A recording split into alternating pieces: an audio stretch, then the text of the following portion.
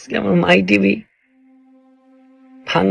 ভাঙচুর করে edit panel, news department, নিচে ভাঙচুর, গালাগালি, দালাল সরকারের।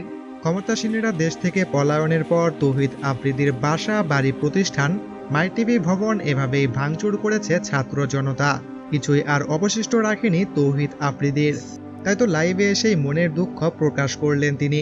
দেশবাসীর কাছে ক্ষমা চাইলেন শেষ পর্যন্ত। আমি বিদায় নিচ্ছি আপনাদের থেকে, এই ইউটিউব থেকে, এই ফেসবুক থেকে। আমার যদি কখনো ভুল হয়ে থাকে আমাকে ক্ষমা করে দিবেন।